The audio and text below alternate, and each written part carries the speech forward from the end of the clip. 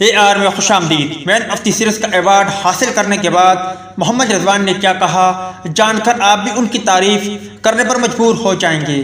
آج کے زیر نظر ویڈیو میں آپ بھائیوں کو اسی بارے میں بتائیں گے، مگر مزید تفصیلات کی طرف بڑھنے سے پہلے اس ویڈیو کو لائک کریں اور کمنٹ سیکشن میں سر رضوان کے لیے کوئی بہترین جملہ ضرور لکھیں۔ زمبابوے کے خلاف 3 T20 میچز کی سیریز میں عمدہ بیٹنگ کا مظاہرہ کرنے پر محمد رضوان کو مین آف دی سیریز کا اعزاز مل گیا۔ انہوں نے پہلے میچ میں 82 رن بنائے اور آؤٹ نہ ہوئے، دوسرے میچ میں 13 رن بنا سکے، لیکن تیسرے میچ میں پھر 91 رن بنا کر ناٹ آؤٹ رہے۔